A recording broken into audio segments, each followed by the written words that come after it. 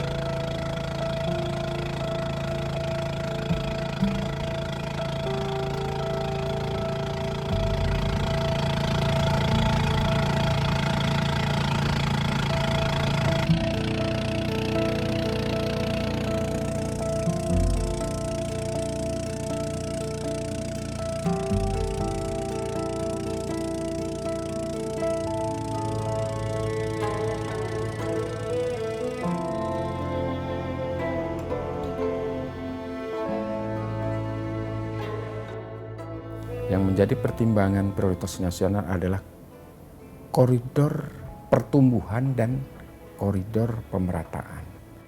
Jadi ada link and match antara kawasan transmigrasi yang masuk di dalam koridor pertumbuhan dan koridor pemerataan. Pengembangannya itu ada, yang pertama kita mencoba untuk memberikan status legal terhadap transmigran yang masuk di dalam 52 kawasan transmigrasi nasional. Status legal kepemilikan lahan.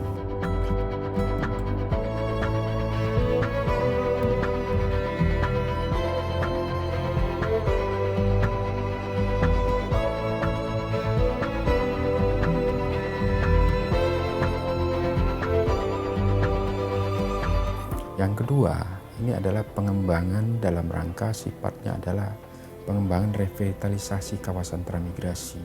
Jadi dalam rangka percepatan revitalisasi kawasan transmigrasi dalam bentuk antara lain adalah peningkatan infrastruktur, sarana prasarana kawasan, ya. Kemudian juga ada pengembangan sosial budaya masyarakat di kawasan. Kemudian pengembangan ekonomi di kawasan, ya. Kemudian kita juga memberikan fasilitasi berupa fasilitasi pendidikan, fasilitasi kesehatan, termasuk pemberian bantuan terhadap sarana produksi pertanian untuk lahan usaha. Setelah 5 tahun baru permukiman ini kita alihkan pembinaannya kepada pemerintah daerah dan menjadi tanggung jawab pemerintah daerah. Begitu.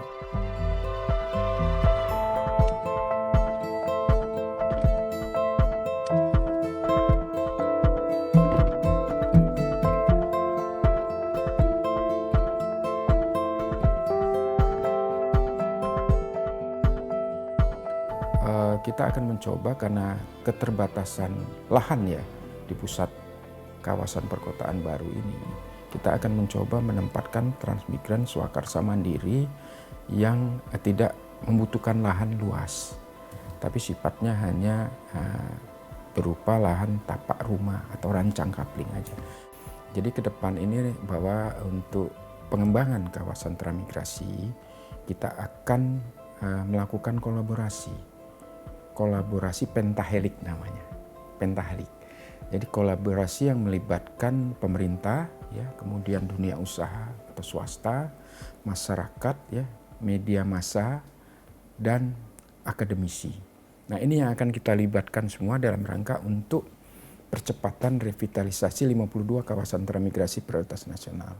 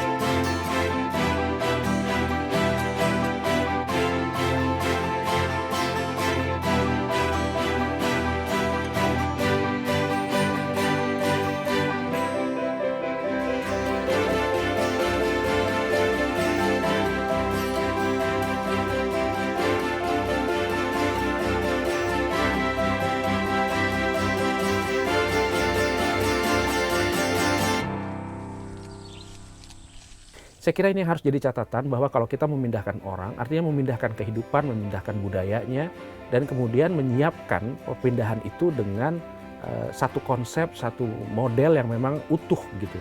Dimulai dari proses rekrutmen, pendampingan, dan kemudian pemberian fasilitas dan insentif yang layak sebagai manusia yang lebih sejahtera, saya kira.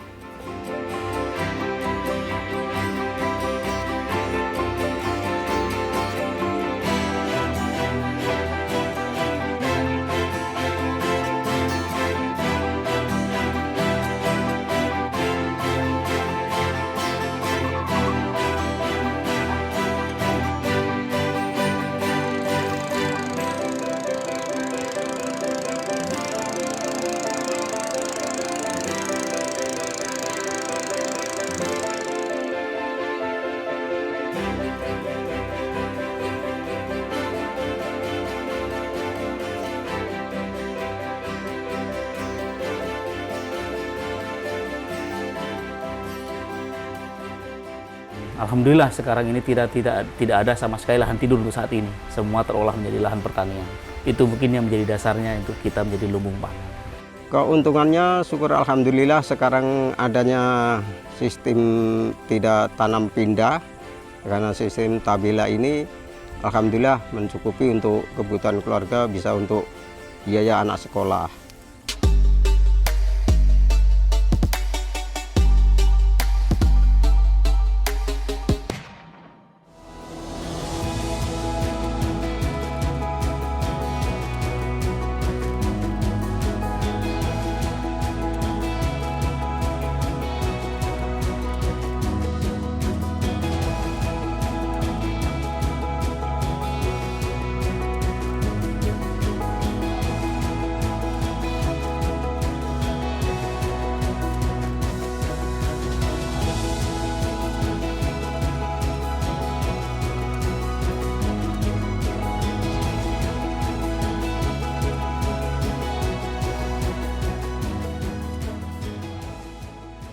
Peran kita adalah memberdayakan semua masyarakat, baik itu masyarakat lokal maupun masyarakat transmigrasi.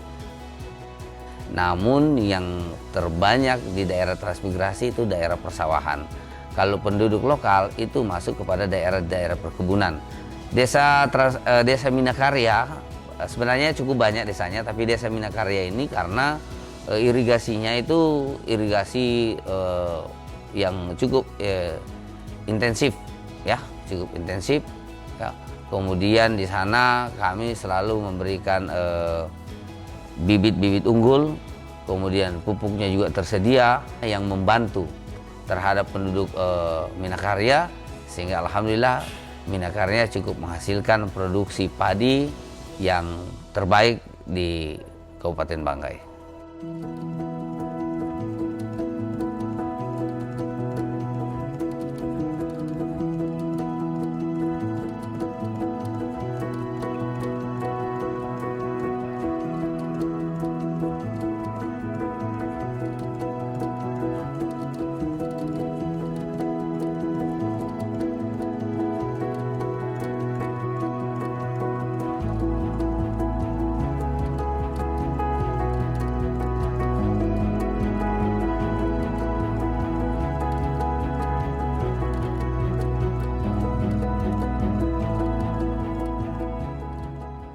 sebutnya terima kasih kepada pemerintah pusat. Pada saat transmigrasi kita memang dibekali ada 3 pembagiannya. Yang pertama itu pembagian yang untuk pekarangan, ada juga untuk yang bagian peladangan dan juga persawahan. Dan pada saat transmigrasi itu kita di Desa Minakarya, itu untuk warga Tran memang dibagi saat jatah sawahnya itu 1 kakak itu 2 hektar dan ladangnya 3/4 dan untuk perumahannya 1/4. Dari situlah mungkin yang menginspirasi kepada masyarakat transmigrasi yang giat bekerja ya, kemungkinan itu dasarnya yang menjadi saat ini. Dan alhamdulillah sekarang ini tidak ada sama sekali lahan tidur untuk saat ini. Semua terolah menjadi lahan pertanian. Itu mungkin yang menjadi dasarnya untuk kita menjadi lumbung pangan.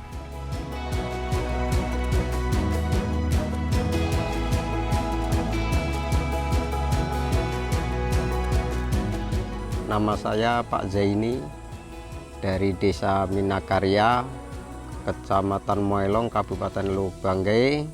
Saya datang transmigrasi ini dari tahun 74 sampai sekarang kurang lebih 46 ya. Kurang 48 atau 46 sampai sekarang ini.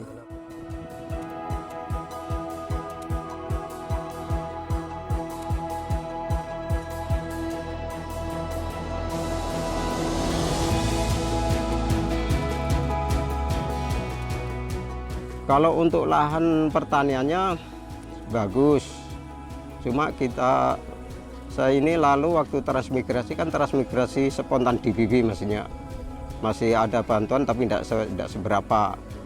Jadi dulu kita itu masih waktu di saat saya ini datang di bumi Sulawesi ini dari Jawa kemari masih diinapkan di kampung sebelah.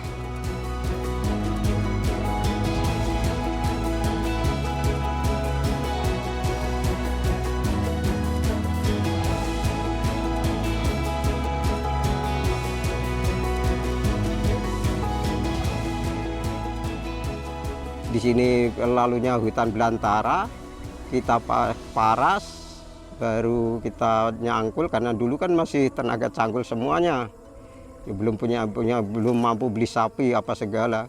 Jadi sehingga ada 1-2 petak sudah bisa ditanami, ada tanaman jagung ataupun ubi kayu itu sudah bisa dimakan. Saya baru datang pindah kemari.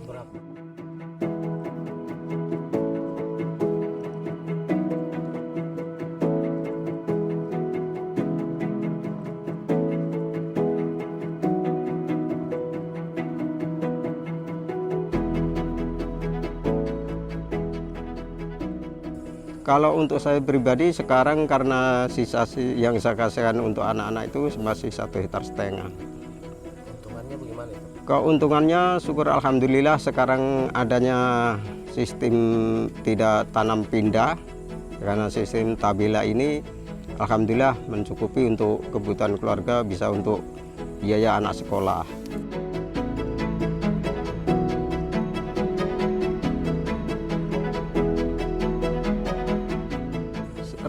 Cita-cita saya ini seperti itu, karena apa ya, kita yang sekarang anak-anak sekarang ini yang sudah kita bisa sekolahkan sampai di perguruan tinggi itu kan rencananya kan itu untuk cita-cita membangun Banggai ini yang lebih baik.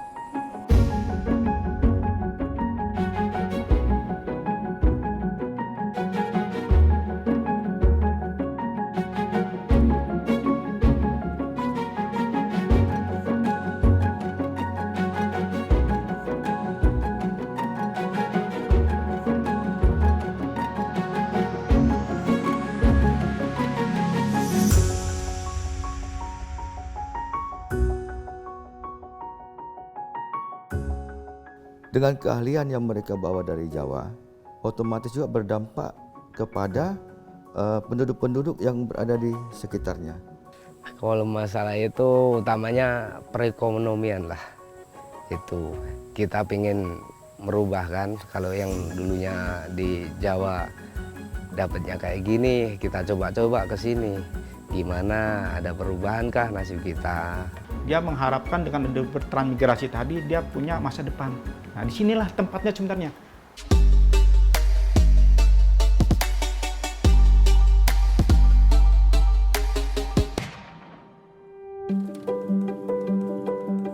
Saya Fatkul Qorib, bertransmigrasi dari Pacitan ke Bulungan di usia 27 tahun.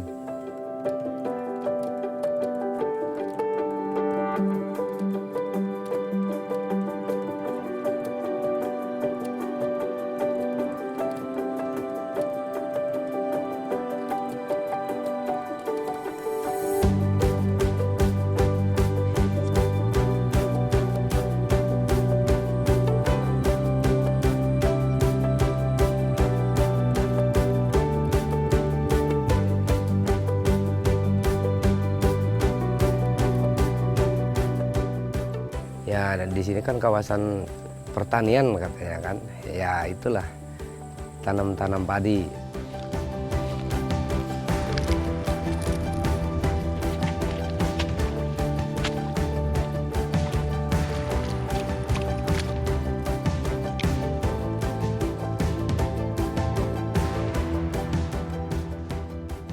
Sayuran itu utamanya ambil-ambil lah, ambil-ambil dari petani itu kan. Tiap hari itu kasih rombong gerobak gitu kan, kita ambil-ambil dari petani per petani, dikumpulin.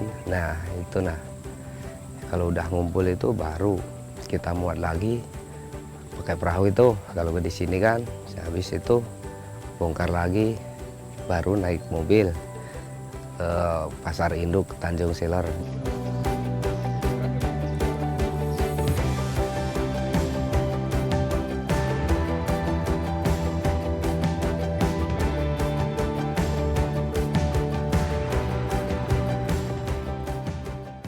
Kalau masalah itu utamanya perekonomian lah. Itu kita ingin merubah kan, kalau yang dulunya di Jawa dapatnya kayak gini, kita coba-coba ke sini. Gimana, ada perubahan kah nasib kita, apakah gitu. Kalau kerjaan di Pacitan itu tidak menentu juga Pak. Terus terutama saya kan ini bawa mobil. Tapi kalau bawa mobil itu kalau kita tidak ada retasi, jadinya ya ini nggak bisa jalan juga kita, itu minim.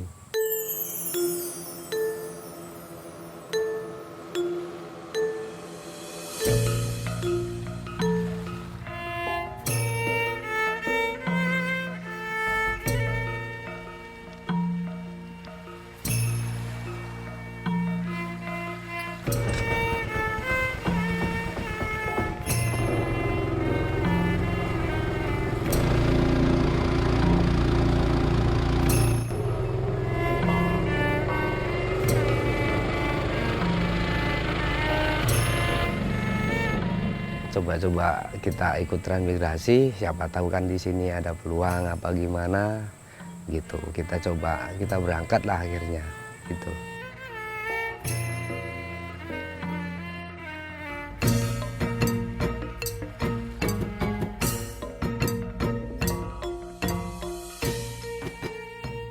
Utamanya di sini belum ada tanggul itu lah Mbak. Coba-coba nanti kan kalau sudah ada tanggul blok masuk, siapa tahu. Kalau sekarang kan masih yang ditanam kan cuma bisanya padi lah.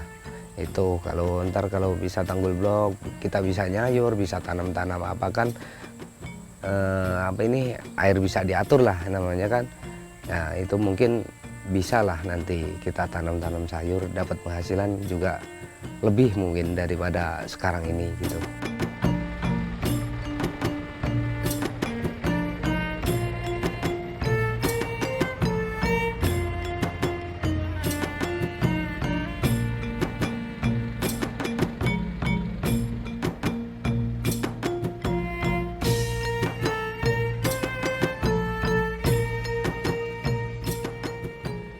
Tahun 72 ini Bulungan masih di wilayah Kaltim, dan 72 wilayah Bulungan adalah wilayah yang paling luas di salah satu di Provinsi Kalimantan Timur. Nah, sekarang juga walaupun sudah pisah dengan Kalimantan Timur, potensi untuk transmigrasi di wilayah kami sangat-sangat memungkinkan karena luas wilayah yang cukup luas. Lebih kurang 75.500 km persegi. Kita bisa bayangkan kalau tidak ada transmigrasi di Kalimantan Utara, penduduk kami itu mungkin tidak sampai sekarang 724.000. Jadi kan mereka sebelum dikirim ke Kalimantan Utara, mereka sudah dilatih di daerah asal.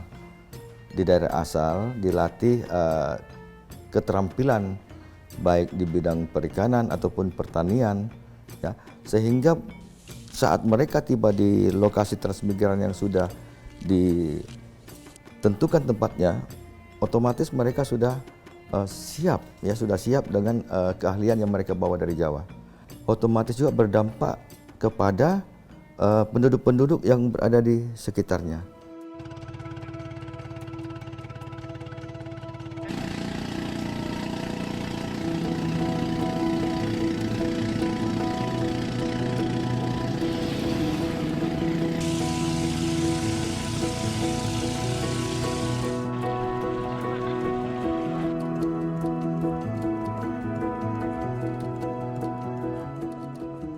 Yang sifatnya SDM tadi, ya, yang sifatnya teknis tadi, katakan model pertanian itu mengadakan penyuluhan pertanian itu kan. Bahkan secara fisik pun mereka juga mengadakan juga bantuan secara misalnya bantuan bibit, bantuan pupuk segala macam tadi, selain daripada mungkin penyuluhan pertanian kan dalam rangka pengembangan sektor pertanian tadi, perikanan, peternakan. Yang tadinya mungkin katakanlah dia di bawah garis kemiskinan, nanti berada di sini sekian tahun betul-betul sukses, betul-betul berhasil, ya.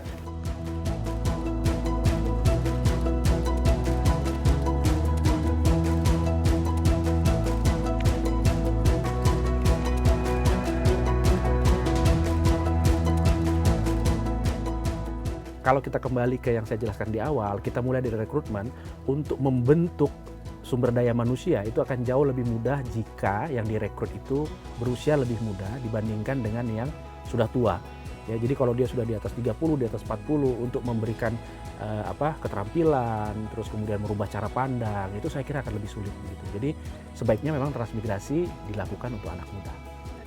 Artinya generasi muda tadi, katakanlah yang usia di bawah 30 tahun, yang punya potensi besar tadi, yang punya kemampuan baik fisik misalnya kan, maupun semangat tadi, ini akan kita dorong, ya, untuk betul-betul dia memaksimalkan, memanfaatkan fasilitas yang sudah diberikan tadi. Kan dia punya cita-cita itu. Dia meninggalkan kampung halaman tadi, ya, itu datang ke sini tentu dengan cita-cita mereka. Katakanlah di sana mungkin mereka tidak bekerja atau pengangguran atau dapat penghasilan mungkin kurang tadi. Dia mengharapkan dengan bertransmigrasi tadi dia punya masa depan. Nah, disinilah tempatnya sebenarnya.